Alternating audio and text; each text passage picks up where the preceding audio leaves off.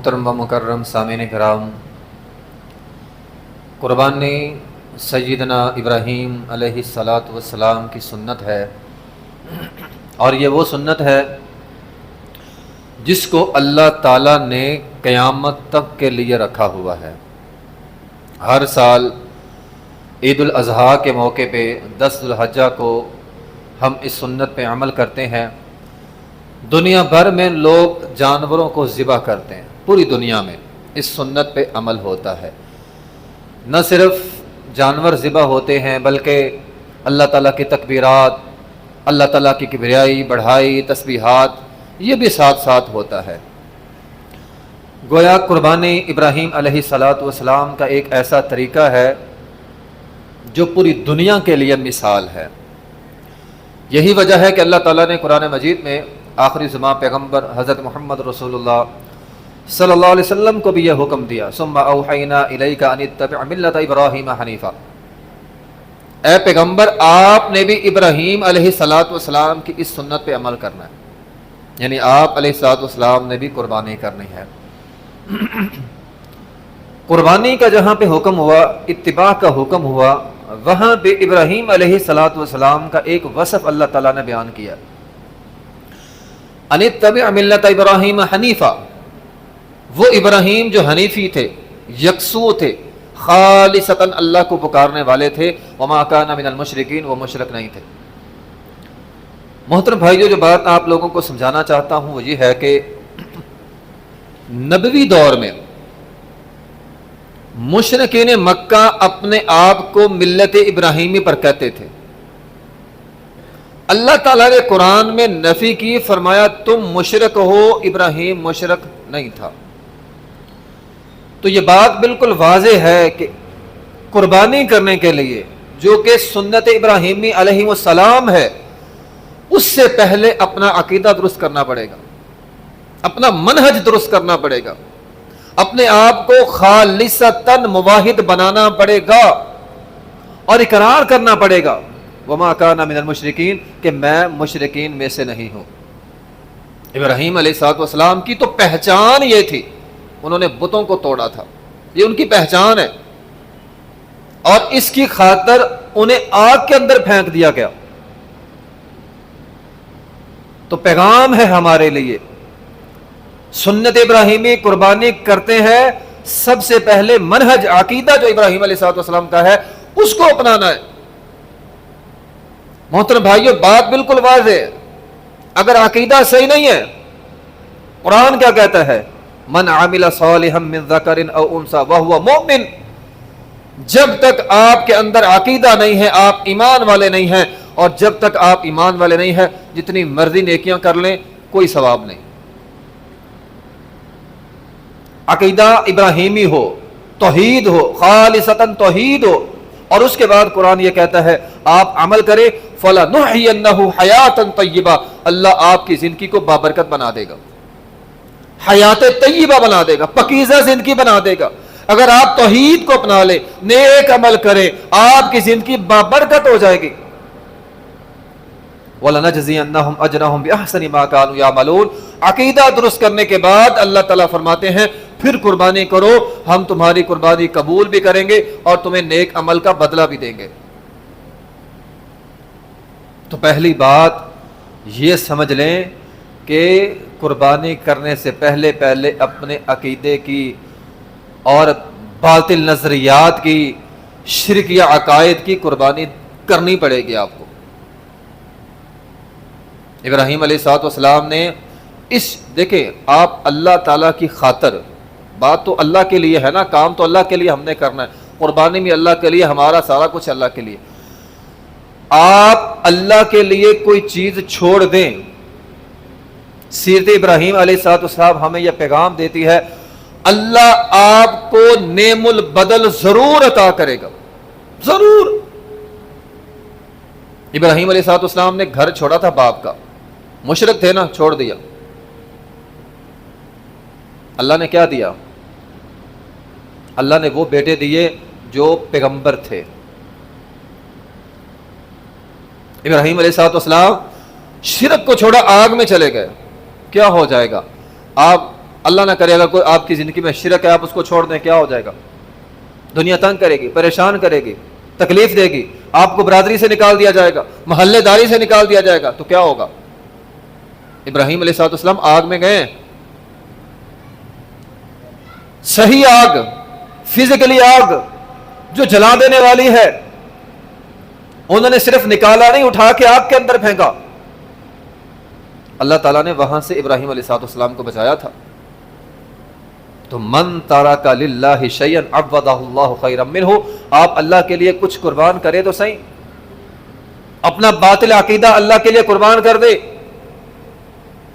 ابراہیم علیہ السلام نے باپ کا گھر چھوڑ دیا تھا، چھوڑ دیا، علاقہ چھوڑ دیا۔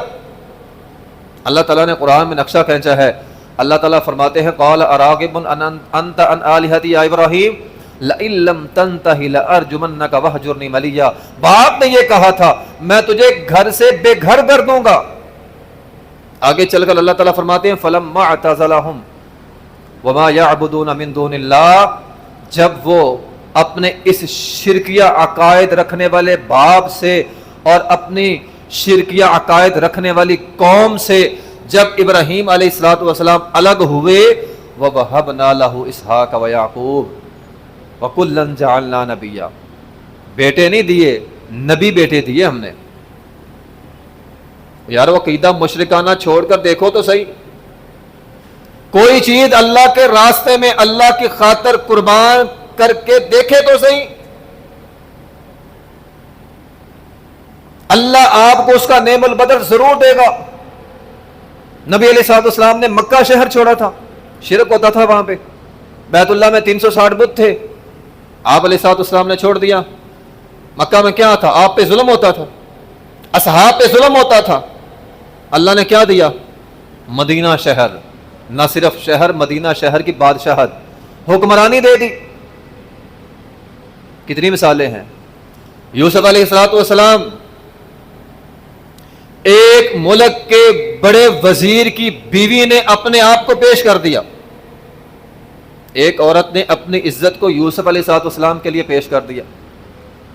یوسف علیہ السلام نے کیا کہا؟ معاذ اللہ انی اخاف اللہ۔ اللہ تعالیٰ نے اسی ملک کی بادشاہت دی تھی یوسف علیہ السلام کو۔ اگر اللہ نہ کرے انسان ہے، یوسف علیہ السلام بہک جاتے تو کیا ملنا تھا؟ ایک عورت۔ لیکن اللہ کے لیے معاذ اللہ کہا اور ساتھ جملہ بولا تھا ان ربی احسن مثواج، میرا رب مجھے بہتر بدلہ دے گا۔ جب اللہ کے لیے انہوں نے ایک عورت کو قربان کیا، اللہ نے اس ملک کی بادشاہت دی تھی۔ سیرت ابراہیم علیہ السلام کا سب سے بڑا سبق قربان ہے۔ قربانی تو ایک چیز ہے نا، ایک سنت ہے قربانی کرنا، اپنا سارا کچھ اللہ کے لیے قربان کرنا ہے۔ آپ جو اپنے رب کے لیے چھوڑیں گے، اللہ قدردان ہے، اللہ آپ کو خالی ہاتھ نہیں آنے دے گا، اللہ بہتر دے گا آپ کو اس سے۔ نبی علیہ السلام نے اپنی بیوی میں سے ایک بیوی کو کہا، خرچ کرنے کے حوالے سے بات ہو رہی تھی، فرمایا انفقی ولا تحصی، دیا کرو گنا نہ کرو، اور گن کے نہ دیا کرو، بغیر حساب کے دو، اللہ تمہیں بغیر حساب کے دے گا۔ بغیر شمار کر کے اللہ کو دو، اللہ بغیر شمار کیے تمہیں دے گا۔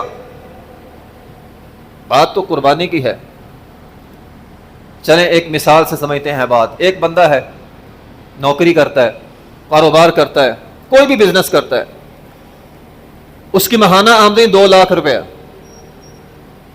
اسے پتہ یہ چلا کہ میری یہ نوکری یا میری یہ دکانداری یا میرا یہ کاروبار یہ حرام کا ہے، غلط ہے۔ اب اس کے سامنے 2 راستے ہیں۔ ایک طرف اسے نظر آ رہا ہے کہ میری آمدنی ماہانہ 2 لاکھ مجھے یہ کاروبار یہ نوکری دے رہی ہے، اگر چھوڑ دیا بے روزگار ہو جاؤں گا۔ وہ کیا کرتا ہے؟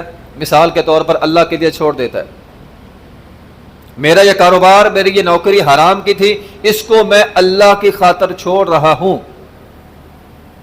مقابلے میں اسے نوکری ملی 50,000 کی، ہے حلال کی لیکن 50,000 کی۔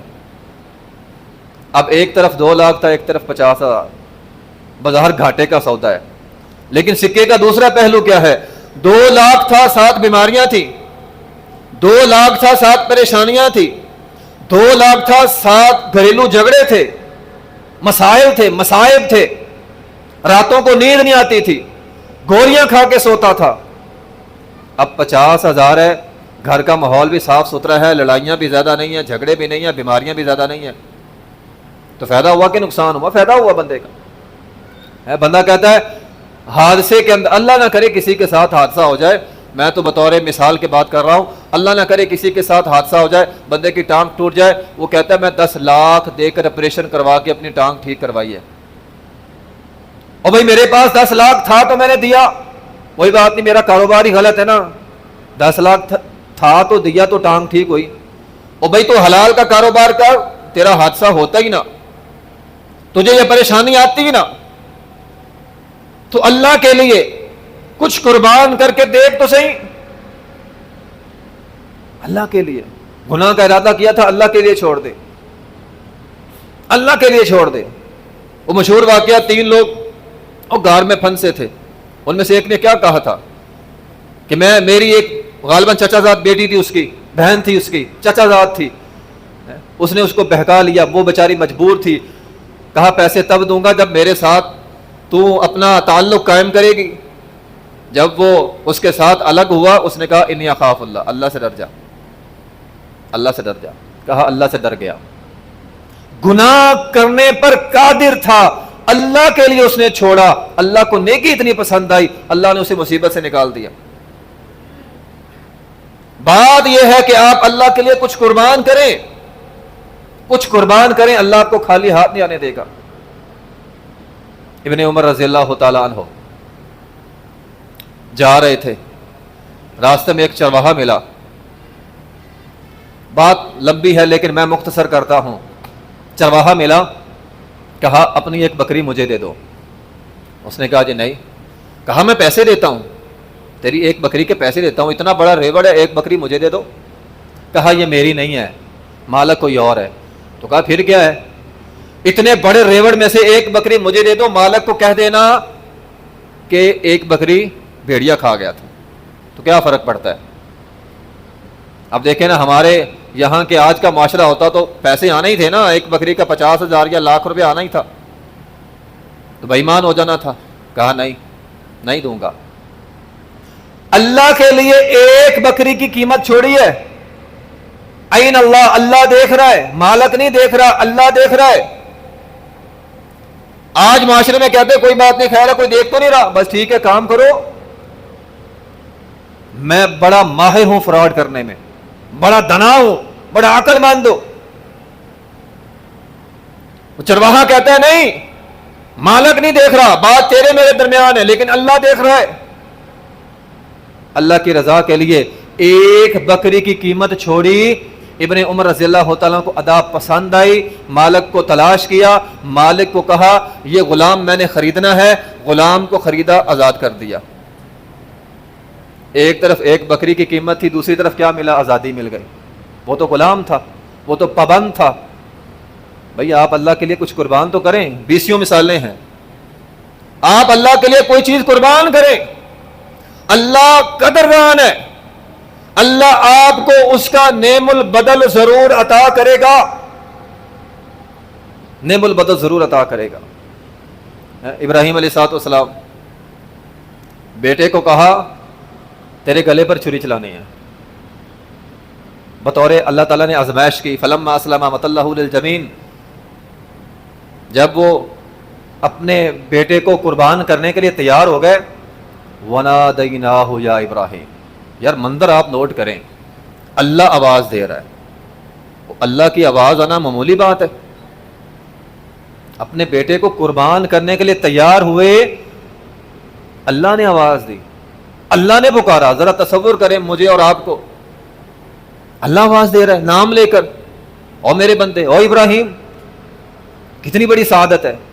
قد صدقت الرؤیا، او ابراہیم تو نے اپنا خواب سچا کر دیا. لوگ تو سیدھی باتیں نہیں مانتے، تو نے اللہ کا دیا ہوا اشارہ، خواب اشارہ ہوتا ہے، اس پر عمل کیا. لوگ تو میرا واضح حکم نہیں مانتے. قد صدقت الرؤیا. وَفَدَيْنَاهُ بِذِبْحٍ عَظِيمٍ، یہ چھوٹی قربانی نہیں، قرآن نے اس کو بڑی قربانی کہا ہے۔ قرآن نے کہا بڑی قربانی۔ ہم لاکھوں کروڑوں کی قربانیاں کر لیں، بیٹے کی قربانی کے مقابلے میں کوئی حیثیت نہیں ہے۔ پھر وہ بیٹا جو اکیلا تھا، جو بڑھاپے میں ملا، کہا ابراہیم تیری قربانی ہم نے قبول کر لی۔ پیغام ہے ہمارے لیے، بہت بڑا پیغام ہے۔ قربانی والی عید آنے والی ہے، لوگوں نے جانور ذبح کرنے ہیں، اور محترم بھائیوں اللہ کو ان جانوروں کی کوئی پرواہ نہیں ہے۔ وَلَٰكِن يَنَالُهُ التَّقْوَىٰ، قربان کس کے لیے کر رہے ہیں؟ تو نے 50,000 کا جانور کیا یا 2 لاکھ کا کیا ہے، کوئی معنی نہیں رکھتا، سچی بات ہے، کوئی معنی نہیں رکھتا۔ وَلَٰكِن يَنَالُهُ التَّقْوَىٰ، کس نیت سے کیا ہے اللہ یہ جاننا چاہتے، اللہ یہ جاننا چاہتے۔ تو قربانی اس کی قبول ہوگی جو خالصتاً اللہ کی رضا کے لیے قربان کرے گا۔ اور پھر تو ہمارے لیے جو لوگ یہ سمجھتے ہیں یار میں تو غریب ہوں قربانی کر نہیں سکتا، اللہ نے اس کو بھی محروم نہیں کیا۔ نبی علیہ الصلوۃ والسلام کے پاس ایک صحابی آیا، کہا اللہ کے رسول میرے پاس ایک بکری دودھ والی، میرے بچے اس کا دودھ پیتے ہیں اور کچھ ہے نہیں، کیا اس کو قربان کر دوں؟ فرمایا نہیں، ویسے تو ہم بکری کو قربانی کے لیے ذبح کر سکتے ہیں لیکن اس کے پاس کوئی اور تھا نہیں۔ کہا اللہ کے رسول قربان کر دو؟ فرمایا نہیں کرنا۔ فرمایا جب لوگ قربانی کریں گے عید کے بعد تو نے اپنے بال ناخن کاٹنے ہیں، اللہ تجھے قربانی کا ثواب دے گا۔ اور بھائی اللہ مہربان ہے، اللہ قدردان ہے، اللہ محروم نہیں کرتا کسی کو کہ جس کے پاس پیسے ہیں اللہ اس کو ثواب دے دے، جس بیچارے کے پاس نہیں ہے اللہ اسے کچھ نہ دے۔ ہاں جس کے پاس طاقت ہونے کے باوجود نہیں کرتا، فرمایا وہ ہماری عیدگاہ میں نہ آئے، اس کے لیے سختی ہے۔ لیکن جس بیچارے کے پاس طاقت نہیں ہے فرمایا تو اپنے بال ناخن کاٹ لینا، اللہ تجھے ثواب سے محروم نہیں کرے گا۔ تو برحال جو بات میں کر رہا تھا کہ اللہ تعالیٰ ہماری قربانیوں کو نہیں دیکھے گا، اللہ ہماری نیتوں کو دیکھے گا۔ جانور کے گلے پر چھری چلانی ہے، یہ بات ذہن میں ہونی چاہیے۔ ابراہیم علیہ السلام نے بیٹا قربان کیا تھا، قُلْ إِنَّ صَلَاتِي، ساتھ دعا سکھلائی ہمیں، وَنُسُكِي وَمَحْيَايَ وَمَمَاتِي لِلَّهِ رَبِّ الْعَالَمِينَ، صرف ایک قربانی نہیں، پوری زندگی اللہ کے لیے۔ آج مغرب کہتا ہے زندگی جیسے مرضی جیو، اپنی زندگی ہے، اپنی مرضی نہیں۔ بھائی تجھے کس نے کہا تیری زندگی ہے؟ اللہ کی دی ہوئی ہے، اللہ کی زندگی دی ہوئی، اللہ کے حکم پر ہو، تیری مرضی بیچ میں کہاں سے آ گئی؟ اللہ نے زندگی دی، محیا و مماتی للہ رب العالمین۔ صرف ایک قربانی کا جانور کر کے فارغ نہیں ہو جانا، قربانی کر دی اللہ کے لیے بس ٹھیک ہو، اور بھائی تیری پوری زندگی اللہ کے لیے ہو، تیری سانسیں اللہ نے تجھے دی ہے، تیری ہر سانس اللہ کے لیے ہو۔ کبھی کبھار سچی بات ہے اپنے اپنے گریبان میں جھانکا کرے، غور کیا کرے، 24 گھنٹے ہیں، ان 24 گھنٹوں میں کتنے گھنٹے میں اللہ کی مرضی کے مطابق زندگی بسر کرتا ہوں؟ سال ہو گیا ہے، کتنی کو زندگی میں نے اللہ کی مرضی کے مطابق گزاری ہے۔ محیا و قربانی کا یہ پیغام ہے، گلے پر چھری چلانی ہے، دعا پڑھنی ہے، ان صلاتی و نسکی و محیای و مماتی للہ رب العالمین، اور پوری زندگی اللہ کے لیے بھی۔ جس کی زندگی اللہ کے لیے ہوگی اس کی موت اللہ کے لیے ہوگی۔ لوگ یہاں بیٹھے کلمے یاد کرتے رہتے ہیں، مرتے وقت کلمہ نصیب ہوگا، ایسے نہیں نصیب ہوتا۔ جس کی زندگی اللہ کے لیے ہو اس کی موت اللہ کے لیے ہوتی ہے، اللہ اس کا خاتمہ بالایمان فرماتے ہیں، اللہ اسے نیکی پر موت دیتے ہیں جس کی زندگی نیکی پر ہے۔ زندگی اپنی مرضی سے اور موت تیری نیکی پر آ جائے ایسا تو ہوگا نہیں۔ تو بہرحال قربانی کرنی ہے، قربانی کا سب سے پہلا سبق ہم نے کیا سمجھا؟ پہلے عقیدہ صحیح کرنا ہے، خالصتاً اللہ کی رضا کے لیے کرنی ہے۔ دوسری محترم بھائیوں چند ضروری باتیں ہیں، ٹائم تھوڑا ہے، قربانی کے حوالے سے، قربانی کے مسائل کے حوالے سے۔ دیکھیں قربانی اللہ کا حکم، مرضی بھی اللہ کی چلے گی، میری آپ کی نہیں چل سکتی۔